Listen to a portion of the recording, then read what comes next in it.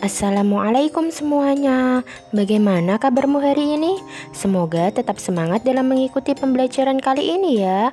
Pada pertemuan kali ini, kita akan membahas materi tentang pasar bebas.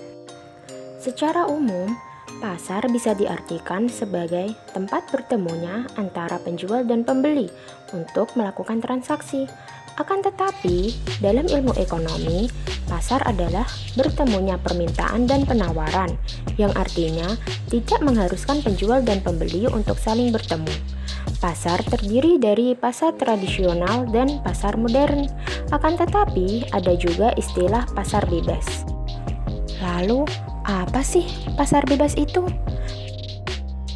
Pasar bebas atau perdagangan bebas adalah kondisi ketika negara-negara mengurangi tarif, bahkan menghilangkan tarif barang yang masuk atau keluar dari luar negeri. Kemudian, apa sih tujuan dari pasar bebas itu? Tujuan dari pasar bebas adalah untuk meningkatkan kegiatan perdagangan pasar bebas, ditandai dengan kesepakatan dari negara-negara yang ikut serta dalam perjanjian pasar bebas tersebut. Sekarang, yuk mari kita kenalan dengan organisasi atau badan pengelola pasar bebas. Nah, di dalamnya meliputi MEA, AFTA, APEC, MII, dan WTO. Yuk, mari kita bahas satu persatu ya. Yang pertama, MEA atau Masyarakat Ekonomi ASEAN merupakan pasar bebas di kawasan Asia Tenggara. Sesuai dengan namanya, MEA merupakan negara anggota ASEAN. Dalam MEA, seluruh anggota diperbolehkan menjual barang dan jasa ke seluruh anggota MEA tanpa tarif atau biaya. Selain barang-barang jasa juga termasuk kategori yang dijual di MEA. Oleh karena itu, muncullah tenaga kerja profesional dari luar negeri. Misalnya nih, seorang dokter, akuntan, dan pengacara. Selain itu, negara-negara anggotanya membentuk pasar tunggal sehingga persaingan meningkat di antara anggota MEA tersebut. Untuk Indonesia, MEA merupakan peluang sekaligus menjadi tantangan dunia. Dianggap sebagai peluang karena dengan adanya MEA, kesempatan bagi produsen dalam negeri untuk memperluas jangkauan pasar semakin besar.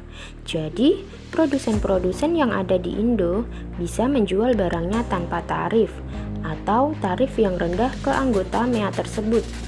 Namun di sisi lain, MEA menjadi tantangan bagi Indonesia karena barang-barang Indonesia masih banyak yang belum mampu bersaing di luar negeri.